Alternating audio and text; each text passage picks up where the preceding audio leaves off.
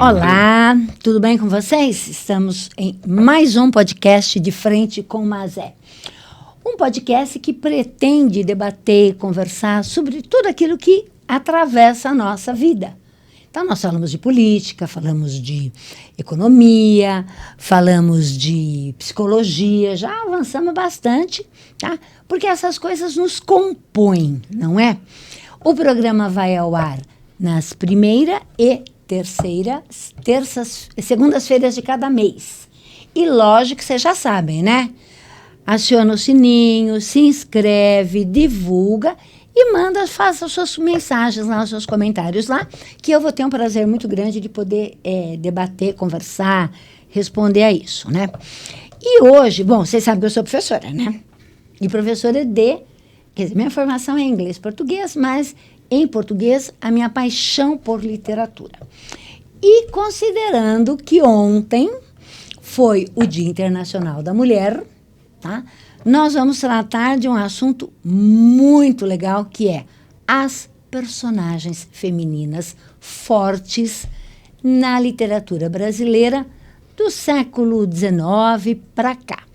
E para falar sobre isso, nada melhor do que outra apaixonada. Aliás, ela é mais apaixonada que eu. Isso é muito mais. Apaixonada por literatura, que é a minha colega professora, a Lélia Teixeira, que vai se apresentar para a gente poder falar sobre as personagens fortes, personagens femininas fortes da literatura brasileira. Lélia, e aí? Bom, meu nome é Lélia, eu sou uma professora de português, eu me acho uma facilitadora da comunicação em língua portuguesa. Opa! E tenho uma grande paixão pela literatura. E a literatura, de um modo geral, é maravilhosa. A brasileira, meu Deus do céu, poucos, né, têm acesso, infelizmente, deveria ter muito mais. E nesse meio nós temos aí mulheres extraordinárias que se destacaram no seu tempo dentro das narrativas. Então, por isso que a gente está aqui para falar um pouco dessas mulheres. Dessas mulheres. E conversando aqui, né, nós decidimos ter uma cronologia. Sim. Né? Uhum. Que quem já estudou, passou por escolas que trabalharam com a literatura, existe uma cronologia que atende ao desenvolvimento socioeconômico, cultural do país. Então, nós vamos começar com Senhora, do José de Alencar, que tem uma personagem feminina muito, muito, muito legal, né? E que a gente vai passar, eu vou falar um pouquinho o resumo delas. A gente poderia ver, inclusive, uma das capas do livro Senhora, que a gente selecionou umas aqui. Então, a hora que for possível, bota aqui na tela, acho que é a terceira ou quarta, isso, ela aqui, depois a gente vai falar dela. Senhora é um romance romântico, isso é da época do romantismo, que pega metade da primeira metade do século XIX e depois até o final do século XIX, né? E o romance retrata a sociedade burguesa do Rio de Janeiro, que foi a nossa capital até há 60 anos atrás, né? Quando nós mudamos para Brasília, 60 a 70. Tá? Destacando as relações sociais mediadas pelo dinheiro, inclusive dentro do casamento. Tá? Os valores sociais que interferem, inclusive, no casamento. A narrativa gira em torno de um casamento marcado por interesses financeiros e pela busca de uma afirmação social, que não foi por parte da moça, foi por parte do moço, né? Que a Lélia vai falar aqui. Ao longo da história, surgem conflitos entre amor, orgulho, valores morais. E a obra critica a forma como o dinheiro influencia as relações afetivas. De uma certa forma, até hoje, né? Sim, sem dúvida. A gente vê alguns casos por aí, né? Também reflete o ideal romântico com forte carga sentimental e moral. Muito bem, Lélia. Essa é a Nossa Senhora, é a personagem que fez o filme, tá? A Senhora. E que tem essa frase aí, que é sobre o que você vai nos falar agora. Exatamente. Pode mandar bala. A Aurélia é uma menina de origem simples, pobre, porém uma menina típica do romantismo, lindíssima, educada, ingênua, maravilhosa. E, diante de uma série de dificuldades financeiras que a mãe enfrenta, uma vez que o pai, embora tivesse uma condição, o pai viajava muito, porque era um médico de uma família distante, falece o irmão da Aurélia.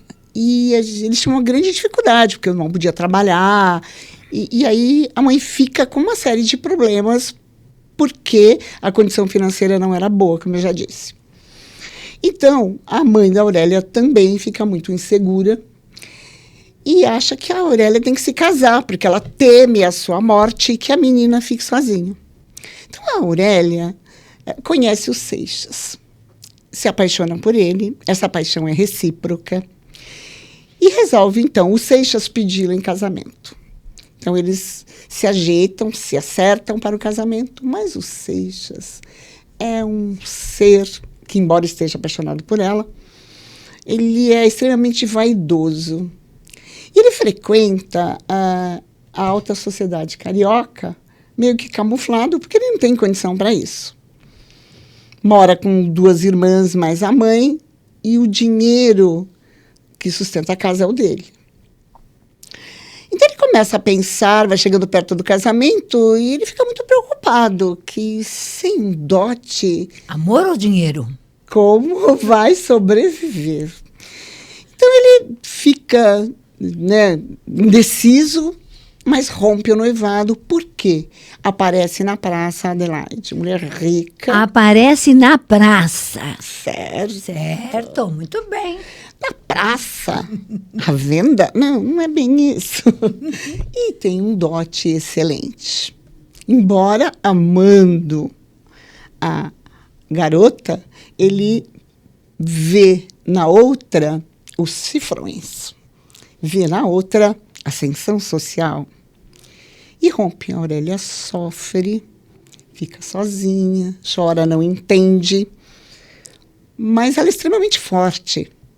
E aquela menina que se imaginava frágil começa a refletir, pensar, e por sorte dela, um azar, uma sorte, o pai deixa uma grande fortuna. Infelizmente, ele morre a uma distância e o avô procura a família, e a Aurélia se torna uma moça muito rica. É claro que aqui eu estou fazendo um breve resumo, tem umas coisas que acontecem. A mãe também, infelizmente, falece, e a Aurélia fica com um tutor. Sofre, verifica, mas agora com dinheiro, ela se vê numa oportunidade de comprar quem está à venda. Uau! E quando a Aurélia resolve fazer isso, ela procura o seu tutor e vai oferecer um dinheiro bom para comprar aquele moço que estava à venda, né? O moço não sabe quem é, e a ideia é que ele não saiba exatamente quem é que vai se casar. Quem deu dote? Por quem? Ele aceita, porque ele já estava fragilizado, e depois ele se separa da moça, ele não quer mesmo casar com a moça, ele quer dinheiro, mas alguma coisa ali deu errada, então ele está na praça de novo. A Aurélia compra. E a Aurélia, antes do casamento, ele não podia saber quem era. É dada a ele uma certa quantia, para que o compromisso fique, ali fixado, para que ele não mude de ideia, porque não se sabe exatamente quem é o Seixas, né? E ela, então, começa a agir. Como é que ela age? Compra uma casa belíssima, reforma essa casa, quartos, lindo de chamar a atenção, muda totalmente sua forma de ver o mundo, age com uma certa destreza, com muita sabedoria. E ao agir, ela sabe exatamente onde vai dar o bote dela, né? E marca o casamento. Uma vez marcado o casamento, ele descobre no dia do casamento... No dia do aquela casamento? Mulher. A quem ele amou no passado. Sim, e ainda amava, só que era venal. Então, aí ela quando ele sabe, ele fica numa felicidade sem fim. E ela, de certa forma, também, porque ela o amava, apesar disso, ela disse, mas você vai saber o que é ser vendido, você vai ver. É mais ou menos isso. E eles se casam. No dia das núpcias, vão para casa. E aí, nós podemos ler aqui. Pois bem, o senhor Seixas eu comprei. Custou-me 100 contos de réis. Foi barato, não lhe parece? Comprei um marido como se compra um escravo. Não se admire, é o uso da praça. O senhor vendeu-se, eu comprei. O senhor é meu escravo, vai fazer as minhas vontades. E hoje o senhor dorme naquele quarto. Na noite de núpcias? O senhor não vai dormir no meu quarto. Aquele é o seu quarto. E vou pedir um favor. Mantenha-se distante de mim. O senhor vai trabalhar, o senhor vai fazer essas coisas. Pode voltar à noite para dormir nos seus aposentos. E o homem, humilhadíssimo, quis argumentar, mas a fala dela era superior. E essa mulher se transforma gigantescamente e deixa esse homem minúsculo, humilhado, triste, infeliz, perdi. Mas ela disse para ele, mas o senhor levou o dinheiro. É o que valia. Não era o que o senhor queria. O senhor levou o dinheiro. Saiu ganhando. E ele, humilhadíssimo, aí resolveu que porque ele tinha um trabalho, né? Ele era funcionário público, ele saía todos os dias pela manhã para trabalhar e só voltava à noite para dormir. Todos os dias. Ela deixava até comida lá para ele, porque morava com ela a Firmina, que foi uma companheira da família durante muito tempo. Eu me lembro de alguns livros que nós lemos, que eu li, do romantismo, que a mulher não podia morar sozinha. Não podia. Ela teria que ter, não poderia ir a um baile sozinha, detalhe, ao né? teatro. Sim. Que, possivelmente essa Firmina. Essa Firmina ia com ela ao teatro. Ela se exibia na cidade do Rio de Janeiro, em alto padrão. E ela ia acompanhá-la justamente para que não falassem dela, né? Para que ela circulasse. E ela era desejada na cidade do Rio de Janeiro, porque ela é lindíssima. E agora muito bem vestida e com joias. Money. Sim. Dinheiro, joias. E uma certa postura de superior. Cresceu a menina. Maravilhosa, virou uma mulher. Então, a partir daí, e aí, quando ele sabe, ele está numa felicidade, a tristeza dele é muito grande, ele vai trabalha muito, e ele junta todo o dinheiro do dote, todo. Porque daí ela pagou os 80, na hora que ela paga o dinheiro para ele, que ela diz tudo isso, né? Ele junta tudo, isso depois de muito tempo, de muita humilhação, de fingir para a sociedade que estava tudo normal. Ele volta para casa e devolve o dinheiro para ela. Quando ele devolve todo o dinheiro, ela falou, não, é seu. E aí ele começa a falar para ela. Ele, de certa maneira, declara com cuidado como ele gosta dela, e ela tripudia, ela fala. Chega uma hora, ele denota uma tristeza muito grande. E ela diz para ele que, embora ele tivesse sido vendido, ela tinha uma surpresa para ele. Vai ao quarto, pega um envelope e traz para ele, dizendo que ela também gostava dele. E que ela não queria fazer nenhum mal para ele. O mal que ele fez para ela, não queria desejar para ele, só queria que ele aprendesse. Então, vai mostrar para ele que ela tinha deixado um testamento em nome dele, até porque não existia mais ninguém na vida dela para quem ela deixasse. E ele, então, chora aos pés dela e eles se reconciliam. Nós estamos falando de romantismo. Isso, nós estamos falando de romantismo, foram felizes para sempre. Eu queria chamar a atenção, aí, é o uso da praça. Sim. Por que esse é o uso da praça? Porque os pais teriam que oferecer um dote para as suas filhas não ficarem E ela sem solteironas. dote ele não queria. Sem dote ele não A queria. outra tinha dinheiro, a Adelaide tinha dinheiro. Então, a Adelaide quer se casar, então vamos lá. Fez um acerto com a Adelaide. Né? É. Mas um detalhe, antes de casar com a Adelaide, ele vai para Pernambuco e fica um tempo em Pernambuco. A Adelaide achou meio estranho. Aí ele volta, as coisas estão meio desajeitadas. Então, ele é obrigado a devolver. A devolver o dinheiro. Devolver o Ele também dinheiro. recebeu uma parte. Isso. E, então, dá para dizer que uma das forças da personagem, da senhora, tá, da Aurélia, né, o nome dela, uma das forças dela é ter começado a jogar o jogo, a agir como agia a sociedade patriarcal, Sim. machista e quase misógina. Sem dúvida. Eu diria que misógina, de certa forma, porque só valia a bonita, a que estava em destaque, aquela que frequentava a alta sociedade, aquela que para a qual todos olhavam. Só valia. É misógina.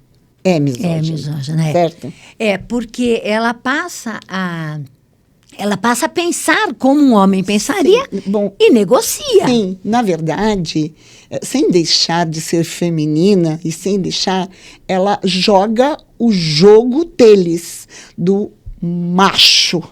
Será que eu posso falar macho? Então, ela joga... Machismo, machismo. Machucado, né? É. Então, ela joga esse jogo. E quando ela joga, ela sai por cima. Ela ganha. Mesmo que eles vão ficar juntos, eles vão ser felizes. Mas essa marca tatuada na moral, eu posso dizer assim? Ficou Eu lá. entendo. Sim, Ficou. sim. Ficou. Quer dizer, ela deu uma lição a Sim. ele. E ela percebeu que ele mudou. Ele mudou totalmente, porque ele volta de humilde, devolvendo todo o dinheiro. Naquele tempo, ele não saiu para a gastança, ele não conviveu com essa alta sociedade, ele se exibia, comprava roupas caras sem ter dinheiro para se exibir na alta sociedade carioca, que era a moda, né? Então, ele não fez mais isso. Voltou com a sua simplicidade, economizou. Então, ele sofreu uma transformação a partir da atitude dessa mulher. A partir do... Pois bem, senhor Seixas, eu o comprei. Tá? Foi barato, não lhe parece? Porque ela tinha dinheiro. Sim, Muito sim. bem, essa é a Aurélia, tá? Do romantismo, cuja uma das características é a idealização feminina. Né? É a característica do romantismo. Então, idealiza, bonita, inteligente, atraente, porém sagaz, perspicaz e é uma personagem feminina forte. Tá? Embora pensassem que ela era frágil. É. Ou porque a mulher bonita tem que ser frágil. É Como meio assim. Você é inteligente além de bonita, né? Nossa, absurdo, né? A gente ouve.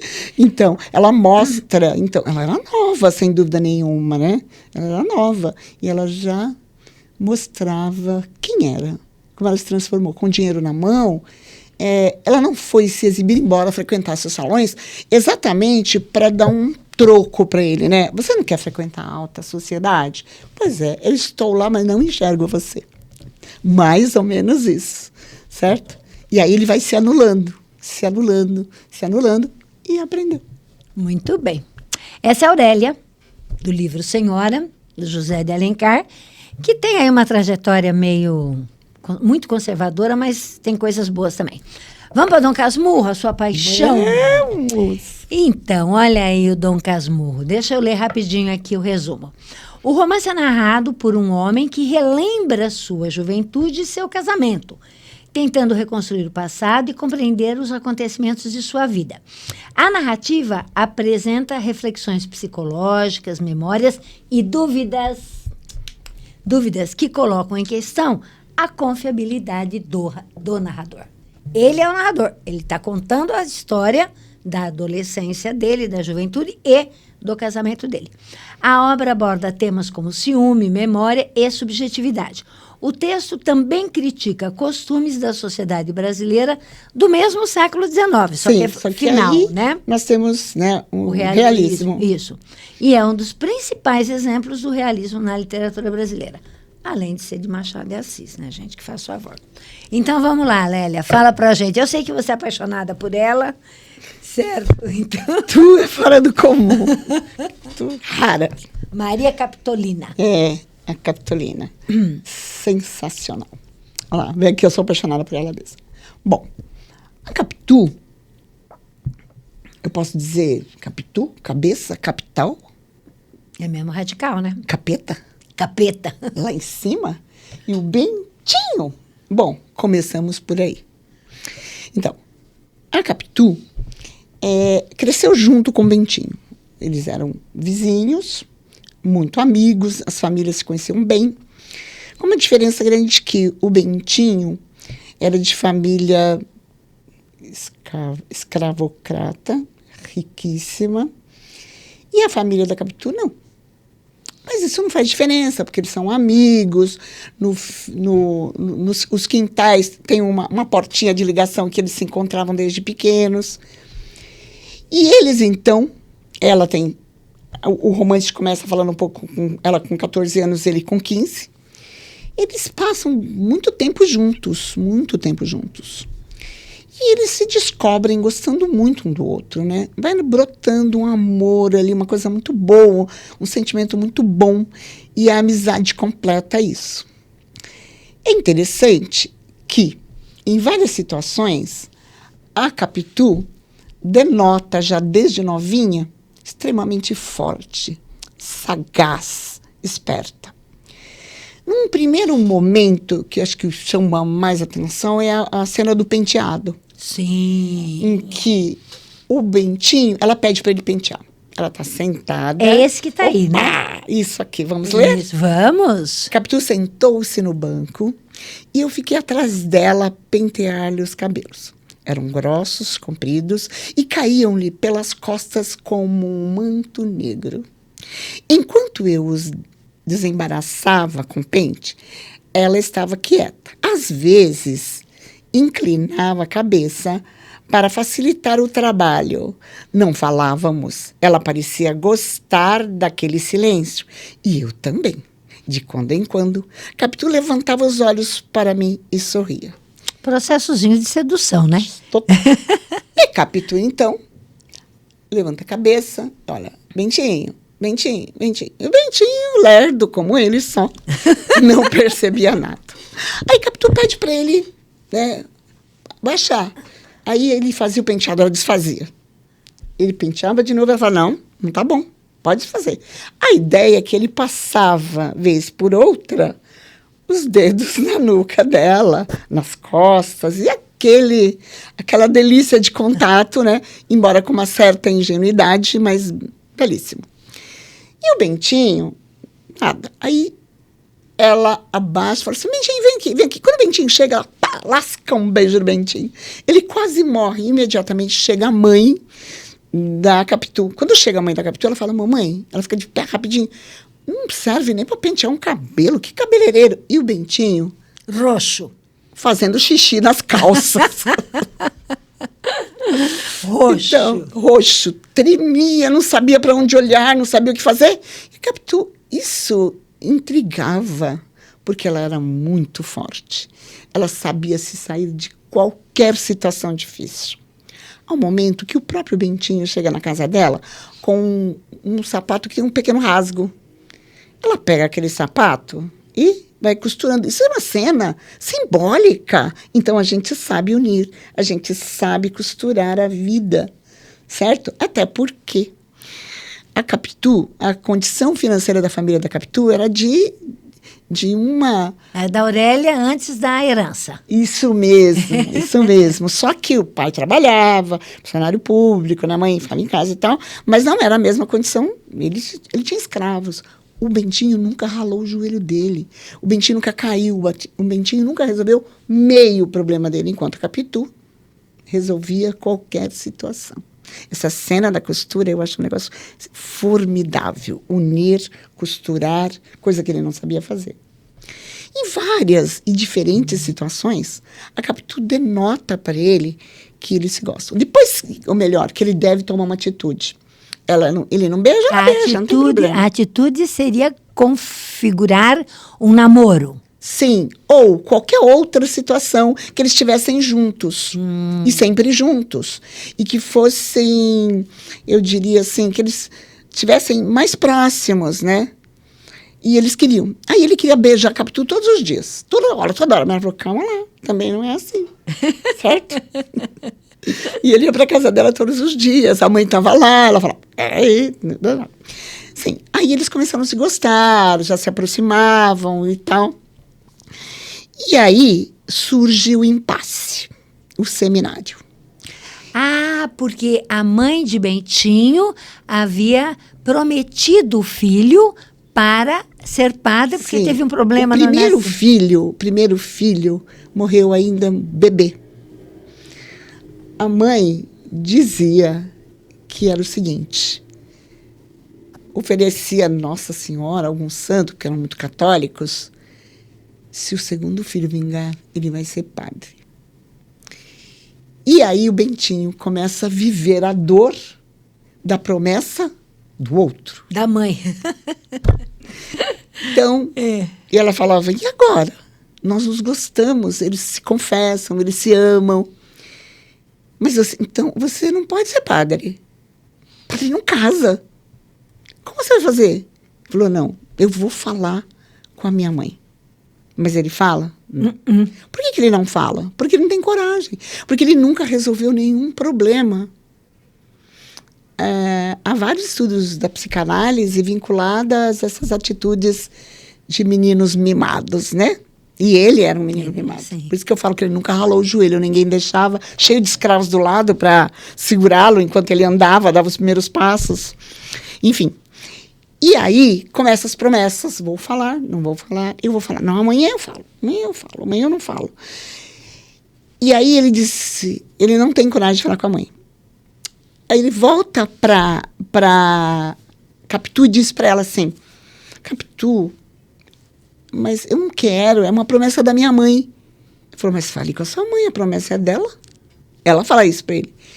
E ele fala, mas é da minha mãe, o que eu faço? Ela fala para ele assim, papamissas, Carola. Quando ela xinga a mãe, o Bentinho fica assustado. Nossa, eu nunca vi Capitu, elas se davam tão bem. Minha mãe gosta tanto da Capitu, ela faz isso com a minha mãe? Né? Ele começa a pensar nisso, né? Ele se assusta. Depois ela fala, Bentinho, tudo bem. Só que a promessa não é sua. A vida não é sua. Entendeu? Essa vida de padre não é para você, você não quer ser padre. Você não quer casar comigo? Ele falou, não, quero. E aí, todos os dias ela perguntava, você já falou, Bentinho? Não. Você já falou, Bentinho? Aí ele achava desculpas. Não, o José Dias vai falar, que era o agregado da casa, né? Não, mas a tia que morava junto vai falar, o padre vai falar, alguém vai falar, ninguém falava. Então a Capitu chega um momento e fala, tudo bem, Bentinho, vai pro seminário porque tá chegando. Você pode ir. Mas vamos combinar uma coisa? Você vai realizar meu casamento. Ele leva um choque, treme, mas fala para ela, tá bom. Nem aí ele reage. Consegue reagir para dizer para ela, não, vamos procurar uma saída, vamos procurar, vamos fazer juntos, vamos. Não tinha essa. E aí ele vai, não dorme a noite inteira, passa mal, sofre, chora. E no outro dia ele volta, ele fala, não, eu vou falar, amanhã eu falo. Aí ele chega no José Dias e fala, José Dias, eu preciso te falar uma coisa. O José Dias fala, fala, gente, o que é? Ele falou, preciso falar, a sua braguilha está aberta. É mentira, não tem nada a ver. Quer dizer, ele ia pedir pro agregado ajuda para falar para a mãe. Isso, mas ele não tem coragem de nem para um terceiro. Não. Todo mundo sabe que é braguilha, né? Sim. Hoje é zíper, né? Antes era botões e tal. Então, o José Dias quis entender, porque acho que não era uma verdade, e aí, enfim, passou. Aí ele volta para falar no outro dia, porque ele não dormiu, porque ele passou mal, porque... E aí a Capitu fala para ele, você conseguiu? Ele falou, não tem importância não, é pro seminário, você passa rápido. Eu fiquei pensando que você não vai realizar meu casamento, você vai batizar meu primeiro filho. Porque você vai demorar muito para ser padre e eu quero casar logo. Mas nada acontecia, ele não reage. Nem com essa ameaça. E aí o Bentinho acaba indo para o seminário, depois de um... Porque ele vai ao seminário, né? Ele vai. Ele não consegue falar para a mãe que não é aquilo que ele deseja. Ele não resolve um problema deles sequer. E aí ele vai para o seminário, lá ele faz uma grande amizade com o Escobar. Tem umas cenas que uma outra hora a gente conversa. Ele vai para o seminário, mas ele fica desesperado. E a primeira vez que ele recebe uma visita no seminário, José Dias. José Dias era um agregado de família pobre e que queria ir para a Europa. E ele só podia ir para a Europa acompanhando o Bentinho. Porque sozinho ele não ia. Então, para ele, o casamento com o Capitu era um obstáculo. Então, olha o que ele vai criar na cabeça do Bentinho frágil. O Bentinho fala, e a Capitu? A primeira pessoa que ele pergunta, ele nem pergunta da mãe. Fala, tá lá. As voltas com os moços lá da rua que anda a cavalo. O Bentinho quase morreu, começou um ciúme. Aí começa a despertar nele ele fica imaginando a Capitu conversando com os rapazes da rua. E a Capitu era linda, né? A Capitu, e ele falava sempre disso. Morena, olhos verdes, um tantinho mais alta que ele dizia. E super articulada, tranquila, né? Embora muito forte. Ele admirava isso na Capitu. Então ele achava que alguém ia ver isso. Que ele adorava o jeito, os braços. Ele sempre falava disso. Quer dizer, ele não teve coragem de agir para casar-se com Capitu, não. Mas também não queria que ninguém casasse. Não, porque o ciúme era muito grande. Assim. E aí vão aparecer outras cenas, né? Vão aparecer outras cenas. E o amigo sai do seminário, ele também sai, eles retomam. A mãe, aí sim, a mãe fica sabendo, o amigo ajuda, porque o amigo vai para casa do Bentinho, e aí o amigo também não quer ficar no seminário. Enfim, aí ele sai do seminário, eles resolvem que eles vão se casar, que eles vão... Isso, e dá certo o casamento. Dá certo o casamento, nasce o primeiro filho. Antes disso, posso falar de uma cena que eu acho incrível? A Capitu sempre vai conversar com a mãe do Bentinho. E numa hora que ela está conversando com a mãe do Bentinho, ela olha para a fotografia. Essa cena é maravilhosa. Essa cena é divina. Olha aí, mulheres, olha meninas. Só, gente, preste atenção nisso, a esperteza dessa mulher. Ela olha para a foto da mãe do Bentinho, uma época em que ela era casada, ela está muito bem vestida, muito bem arrumada, com joias. E a Capitu fala, por que a senhora não volta a se vestir como essa foto tão linda? Por que a senhora não volta? Curiosidade? Não, mais do que isso. É aquela Capitu brotando. Uma mulher que se casa ou fica viúva, se apaga? Se apaga. Morre? Se anula? Esses questionamentos naquela pergunta. O que você acha disso? Exatamente. Tem uma música, fugindo um pouquinho, né, do Grande Circo Místico, que é Nunca Mais Drink no Dancing, Nunca Mais X, Amassei as Rosas. Sim. Que é bem isso, né? Quer dizer, antes do casamento, é a deusa bonita. Casou-se, certo? Não posso... Agora você é uma mulher casada, então... É isso que está atrás da pergunta, né? Quer dizer... E aí, o Bentinho, depois que eles se casam, eles têm um filho, né? Isso. Dão o nome do amigo, porque eles são todos amigos, porque o amigo se casa com a melhor amiga da Capitu, a Sancha. E eles se casam, né? Então os amigos vivem sempre juntos, porque eles se gostam muito. A Capitu já era muito amiga da Sancha, e o Bentinho fez uma grande amizade com Escobar. Então, eles vivem juntos. E, às vezes, né, eles saíam, enfim, iam para o mar, iam nadar, enfim.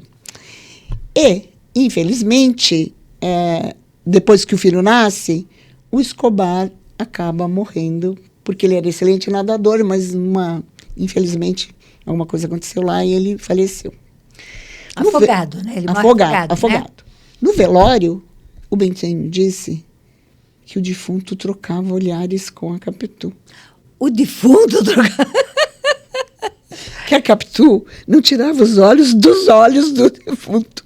E ele fica enlouquecido com isso. Ele começa a ficar enlouquecido. Daí você vai ver mais tarde com aquela história da traição, como é uma coisa que vai construindo no imaginário doentio do ser frágil, né? E aí, Machado que me perdoa, mas olha só. Ele devia ter alguma razão para fazer uma Sim. personagem dessa. Sim, essa mulher maravilhosa. É, verdade. Aí o que acontece? É claro que ela está sentida, é claro que ela está sofrendo, não só por causa do amigo, da amizade deles, do marido da amiga.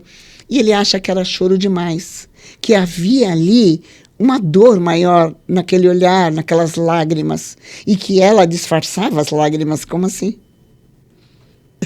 Então, ele fala isso, deixa bem claro isso. Enfim, enterro. Depois de um certo tempo, o filho começa a crescer, ele olha para o filho e fala, não, ele é muito igual o meu amigo. E ele começa a dizer, mas tem um detalhe, existe um jogo de espelhos nessa narrativa. A Capitu é muito parecida com a mãe da Sancha. E todo mundo fala isso. Nossa, como é parecida. E elas não são parentes. O Ezequiel dizem ter alguns jogos de brinquedos, trejeitos do Escobar. Então, o Bentinho afirma categoricamente que ele é filho do Escobar. E o Bentinho, olha o detalhe, ele disse que a vida é uma ópera, né? Ele vai assistir Otelo. Todo mundo se lembra do que é Otelo? Gente, vocês se lembram? De Shakespeare. Isso. Quer contar a historinha do Otelo? Isso, rapidinho aí. Por que ele põe lá no livro? Por quê? Isso. Otelo é uma das peças bastante famosas do William Shakespeare, né? Que vai tratar exatamente da questão do ciúme, tá? E da manipulação. E do feminicídio, do né? Feminicídio. Do feminicídio. E da manipulação que algumas pessoas fazem com outras, com personalidades mais frágeis, né? Então, Otelo e Desdémola, né, são um par, um casal, tá? E o Iago, que é um amigo do Otelo, conselheiro, como se fosse um ministro de Estado do Otelo, começa a envenenar, começa a insinuar, começa a... É caviloso, né? Bem embaixo da terra mesmo. A tal ponto que Otelo... Ele usa um lenço, né? O lenço que Otelo tinha dado para Desdémona, que estava sempre com ela, ele pega esse lenço e coloca como uma prova de traição. Né? Acho que junto com Cássio, que acho que é um outro moço. Então, e o Otelo descobre esse lenço na cama do outro, né? Uma coisa assim. E aí ele tem certeza absoluta de que ele foi traído. De que ele foi traído. Quer dizer, ele acha que, né, ele tem a certeza completamente deslocada da realidade, porque Desdémola deu todos os exemplos de que aquilo não acontecia, né? E, bom, enfim. Então, retomando aqui... E ele mata a mulher. Ele mata. Feminicídio.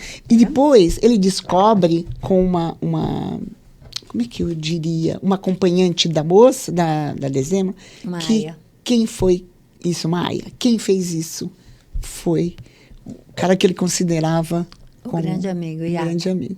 Quando ele descobre, ele também comete o suicídio. Ele se mata, se mata. Então, e ele vai assistir o Bentinho, que já está num processo de desconfiança, que está num crescente, vai assistir Otelo e, bom, sai de lá. Sai de lá e... Mas não consegue perceber isso, né? Não.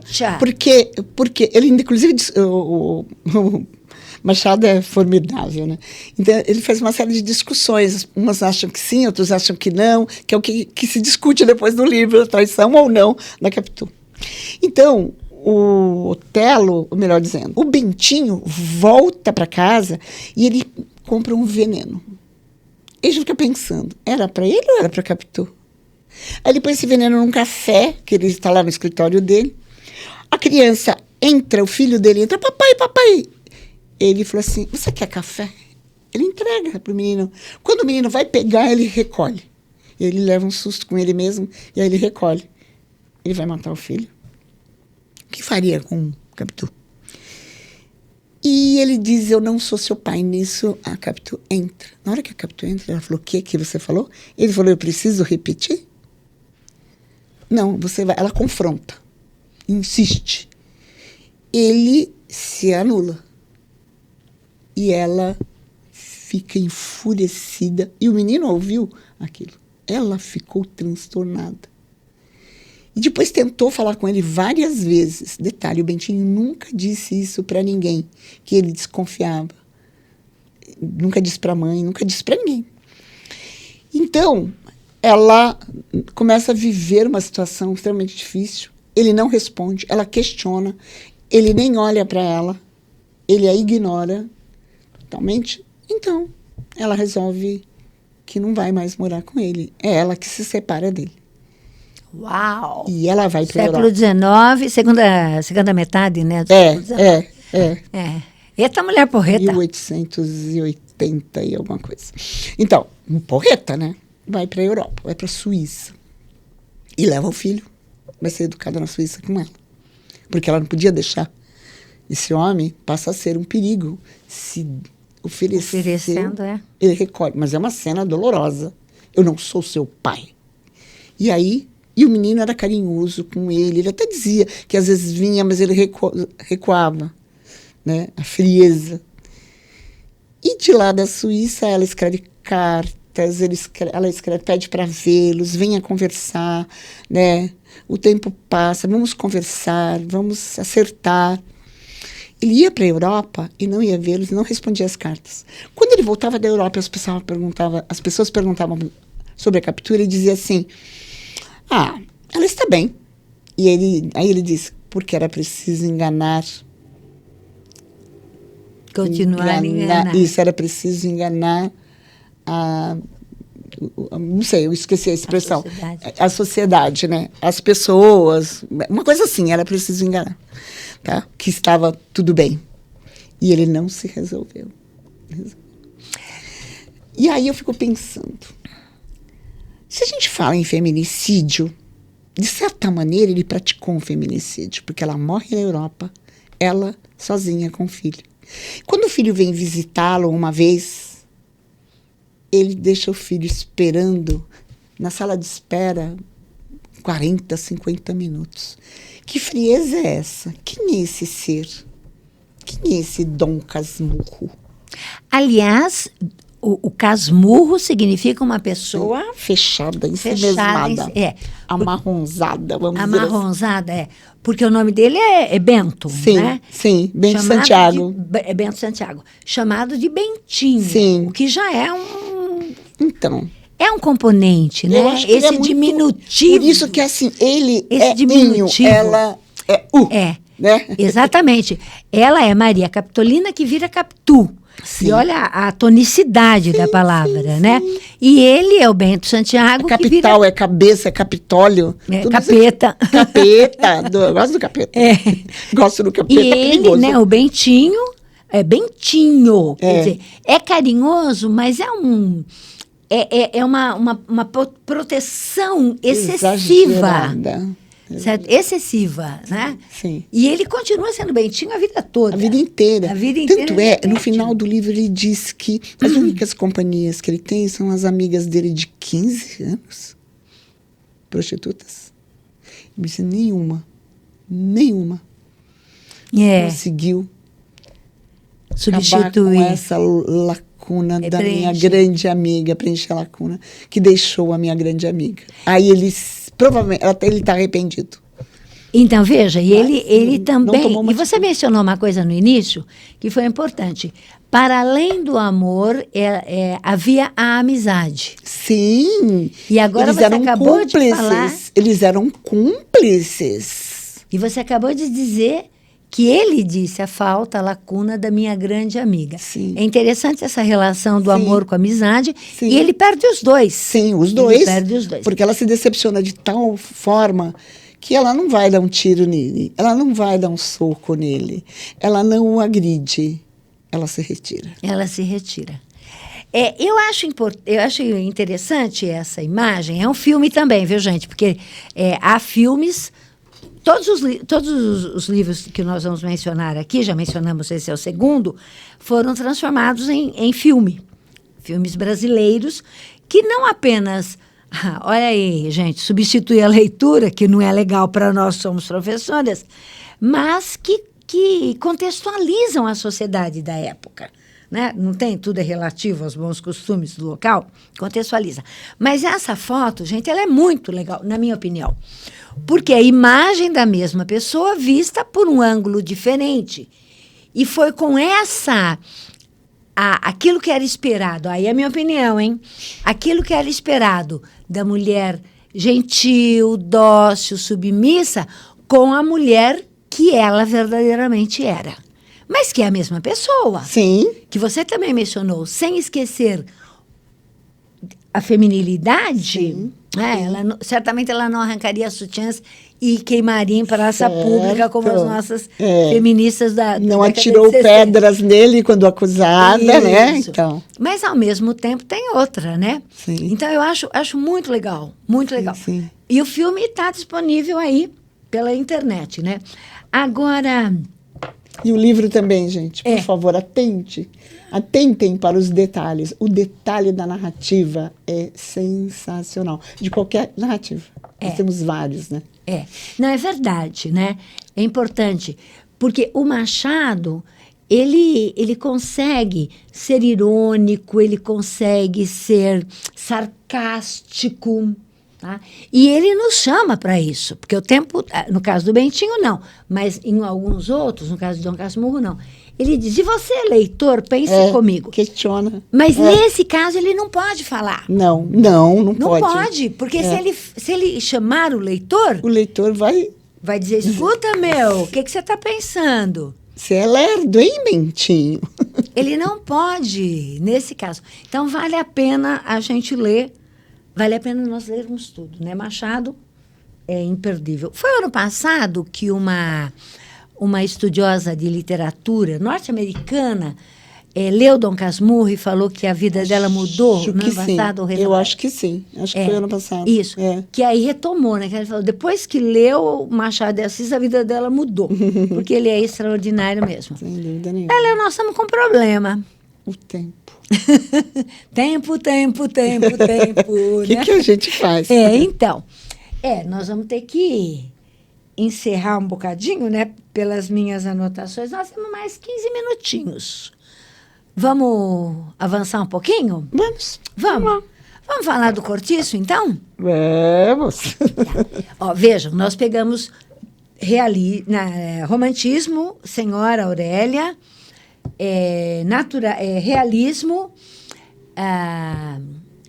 Dom Casmurro e Capitu, e agora nós vamos para o Cortiço, mas não que é o naturalismo. Que é o naturalismo, isso. Que não é a Rita Baiana que nós vamos trazer aqui. Tá? Porque a Rita Baiana também, uma mulher resolvida, extraordinária, tal, né? A danada da Rita Baiana. Nós vamos trazer a Pombinha. A Pombinha, gente, ela rompe tudo. Então, vamos lá. O autor é o Aloysio Azevedo, né? É um dos poucos. O outro é o Raul Pompeia, mas é o Aloysio Azevedo, que é o que mais... Aloysio, isso. Uhum. O romance retrata a vida coletiva de um cortiço no Rio de Janeiro. Vocês se lembram o que é um cortiço? Felizmente, bem poucos sobreviveram.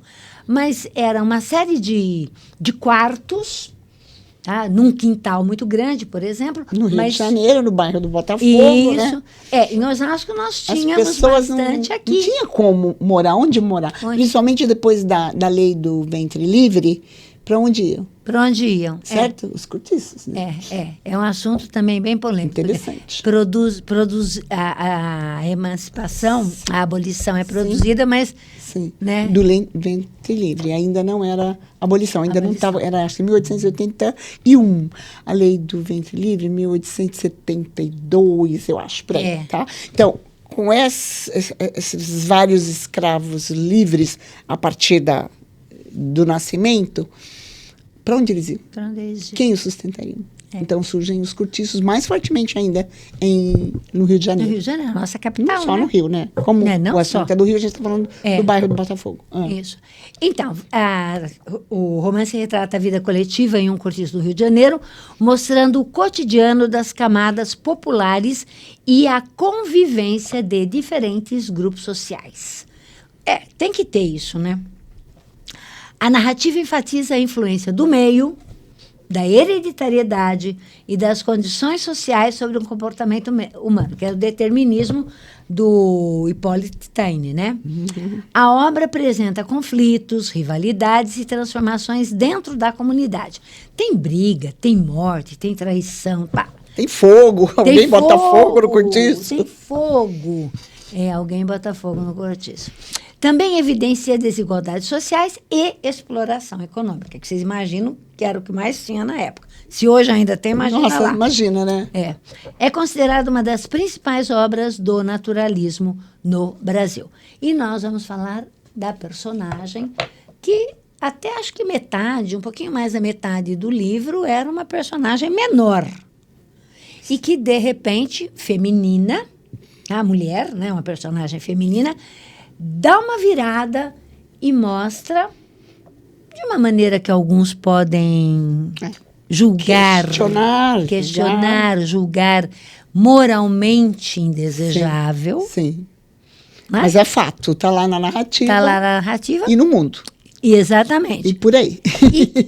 Mas que demonstra e que a gente respeita. É uma personagem feminina. Sim. Forte. Que, compreendendo o meio em que vive, fala, bom, não fui eu quem criei isso está aí. Sim. Então, eu vou viver... Então, vamos lá. Pombinha. Vamos ler aí? Pode ler. Podemos deixar um pouquinho para depois? Pode deixar, pode. Bom, quem é a Pombinha? Pombinha é filha da dona Isabel, uma menina branquinha, bem pálida, frágil. E era a única no cortiço que sabia ler e escrever. A dona Isabel, depois de perder marido em alguma condição, foi morar no cortiço, porque era o melhor lugar para ela morar. Mas a filha vivia num invólucro, certo? A filha não fazia quase nada. Uma das coisas... E ela estudava o que podia estudar. A filha era muito protegida. Inclusive, a mãe levava ao médico, porque ela era meio que, parecia assim, meio raquítica. Franzina, né? E ela era bem cuidada. E ela não fazia nada, não lavava uma louça, a mãe não queria, porque tinha que proteger, porque a Pombinha era para casar. Casando, ia sair daquele meio. Era a única possibilidade, não havia outra. O casamento era a única possibilidade de melhorar de vida. Sim. Certo. Então, a mãe promete a mão da menina para o Costa. E aí, esse moço viu a Pombinha crescer e sonhava em se casar com ela. Não morava no cortiço, era um funcionário público, era um moço, um tanto quanto, vamos dizer, frágil, um moço mais quieto, que a mãe achava que daria certo com a Pombinha. A Pombinha, então, sempre viveu protegida, muito protegida. Ai, meu Deus, eu falo rápido. Então, a Pombinha, como viveu muito protegida, né, ela demorou para menstruar, demorou... Tudo essa cena da menarca dela é uma maravilha. Fora do comum, né? É linda. Certo, é maravilhosa. Todo mundo tem que chegar lá e ler. E a Pombinha, depois disso, a Pombinha brota. Ela brota flor. De lá do lodo que estava, ela brota flor. Mas como é que ela brota flor? Ela começa a enxergar o mundo de outra maneira. Principalmente porque ela se relaciona com a sua madrinha, Leonie. Quem é a Leonie? Leonie é uma prostituta que conhece muito bem os dois mundos. O submundo do cortiço, eu vou chamar de submundo porque ali realmente é uma dificuldade absurda para sobreviver, e o submundo da alta sociedade carioca que frequentava o bordel da Leoni. Aqueles homens casados que frequentavam a igreja, que falava que era família, eu ia falar Deus, Pátria, Família, mas não vou falar. Então, que falava família, que falava família, aqueles homens, eles não deixavam de frequentar e deixar o seu dinheiro com a Leoni. A Leoni frequentava esses dois mundos. E ela apresenta esse mundo para a Pombinha. Quando a Pombinha conhece esse mundo, de duas formas, que lhe agradam, a Pombinha começa a refletir sobre esses mundos. Volta outra, certo? E a Pombinha já começa a refletir, começa a analisar o que é aquele mundo, que na verdade eles são iguais. Só que o daqui mostra e o daqui esconde. Então ela vai pensar sobre isso. Um dia, chega para ela um moço chamado Bruno. Quem é o Bruno?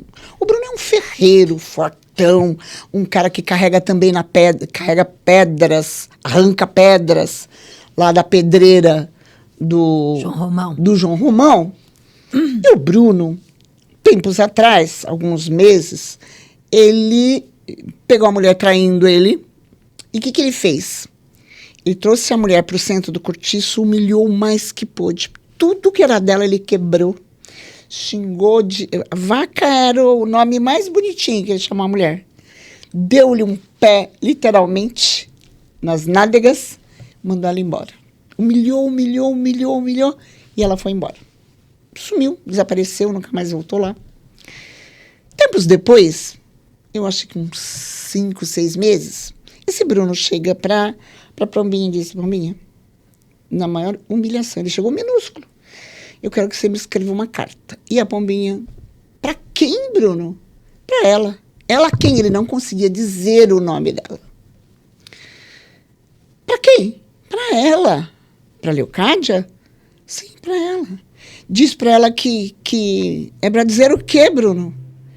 Olha a Pombinha aqui, agora é outra. Para dizer o quê, Bruno? Para dizer que se ela quiser voltar, e aí ele fala baixinho. Se ela quiser voltar, que eu compro tudo que eu quebrei dela, que eu sinto falta dela, para ela voltar, implorando. Nesse momento, a Pombinha abre um espaço para um pensamento assim absurdo. Meu Deus, é isso, Bruno? É. E aí ela para de escrever e ela começa a pensar: quem são essas mulheres que traem os seus homens, que os deixam para trás, que escolhem outros? Mulheres, quem são elas? Que parecem frágeis? Quem são essas mulheres? Esses homens, musculosos, fortes, que carregam pedras, que forjam o ferro, porque ele era um ferreiro, porque ele forja o ferro. Essas mulheres moldam esses homens? Olha eu, falando demais, preparado. Então aí... E nesse momento... Pombinha voa e começa. O Costa não me serve. Costa obedeceu minha mãe a vida inteira. O Costa quis casar comigo sem me perguntar quem sou eu, o que eu quero. Eu não quero Costa. Mas como a mãe já tinha dado a palavra, ela se casa. Desculpa. Ela se casa. Ela se casa. É uma festa, porque a Pombinha era meio a... Ela era adorada. Ela era a flor. A redenção do cortiço era a Pombinha, né? Sim, sim. E aí, mas se separam. O que acontece? A flor nasceu de um lodo, mas ela escolhe se vai dar perfume ou se vai ter espinho. E voa. Essa imagem... Né, vai morar com a Leoni. Pomba voa. Sim, né? sim. Essa imagem é muito interessante, né? Aqui nós temos, né? Não é a nossa melhor cena, mas é a que mais representa. Uhum. Que melhor representa. É a Leoni e a Pombinha. O acolhimento em todos os sentidos. Isso, olha só. A palavra é uma maravilha. Acolhimento em todos os sentidos. Esse livro Cortiço é uma obra-prima também. tem passagens. Incrível. Porque nós estamos aqui falando o que está por trás da palavra. Tá? Mas nós temos que ler a palavra antes. Então, ler a obra, tá? Ler vagarosamente, não apenas para saber, e daí, o que acontece e tal, nas suas... Ler aquilo para nas entrelinhas. Nas entrelinhas. Ler nas entrelinhas, a gente descobre outras coisas. E muitas vezes a gente vê o que boa parte não vê. Porque ou é a pressa de ler, ou não prestar atenção em palavras incríveis, expressões maravilhosas, em seres que brotam dali quando nós estamos lendo. Quem é essa pessoa? Às vezes, quando eu estou lendo, parece que elas são reais, tão reais, que eu quero conversar com elas, então eu preciso conhecer mais. Conhecer melhor, Lindo, né? É muito bom ler. E as metáforas, né? Nossa, incrível. Nossa, as metáforas. A metáfora quando a pombinha... Quando menstrua, essa transformação dela. Maravilhosa, né? O que é essa menina? Frágil? Quem é? É mesmo? As mulheres são mesmo frágeis. Frágeis. E quando elas brotam? E quando elas se manifestam? E quando elas querem a chuva, o vento, a liberdade? Risco. O risco? Quem são essas mulheres? Quem são essas mulheres? Nós estamos encerrando. Mas me fala uma coisa, como é que a gente... Não vai dar para falar da Sinha Vitória. Não tem problema. Tem que pensar outro sim, momento. Sim. Mas como é que a gente considera isso? Foram obras com personagens femininas fortes, tá? Donas que, em algum momento, se colocam como donas da própria vida, dos próprios desejos, anseios, tá? Rompem padrões, foram escritas por homens. Para você ver que como a gente vai enxergar esses escritores maravilhosos que, diante daquela sociedade machista, patriarcal, conservadora e falsa, esses homens criam mulheres extraordinárias como Capitu, Pombinha, Senhora. E outras que a gente pode ver depois. E outras também que a gente pode. Como Machado criou essa mulher. E ele vai dizendo para ela, desde muito tempo, Capitu já era Capitu. A Capitu do Mata-Cavalo já era Capitu. Aquela menina já dizia quem era, já nasceu com ponta. Já existiu. Capitu é tão importante que há uma música, né? Nós não vamos conseguir ver hoje, mas é uma música do Luiz Tati, né? Sim, do Luiz Tati. Do Luiz Tati, que traz Capitu para agora com a internet, com .com e tal, né? Poderosa.com. Poderosa.com, verdade. Bom, pode se despedir, querida, porque nós já acabamos né? e já invadimos. Pessoal, eu espero que vocês vocês aproveitem, pensem um pouco a respeito. Leiam, por favor, leiam. Concorde ou discorde de mim. Tem problema, mas reflitam, por favor, porque é bom. E a literatura nos faz voar e pensar quem somos nós, mulheres. Exatamente. Certo? Porque a gente tem que acabar com essa história de que mulher tem que ser dominada, tem que ser calada, tem que ser enforcada. A gente tem que acabar. Tem que acabar com os feminicídios. Sim. Bom, gente, muito obrigada. Realmente espero... Bom, vocês viram que eu não sou a pombinha, mas voei aqui, né? Porque é muito importante isso. Também é a nossa história, né? Também é a história da nossa sociedade, tá? E também são formas diferentes que só a literatura nos permite ter. Então, agradecer que acompanharam aí. Lembrem-se, toda primeira, toda terceira, segunda-feira de cada mês, nós estamos De Frente com o Mazé. Ajudem a divulgar. Botem a opinião de vocês lá, sugestões. Por exemplo, nós temos mais uma aqui. Aliás, poderiam ter mais algumas, né? Tem mais mulheres, tem mais. Nos digam o que vocês acharam para a gente poder ir, tá? Então, muitíssimo obrigada. Um beijo no coração. Obrigada, gente. Muito obrigada.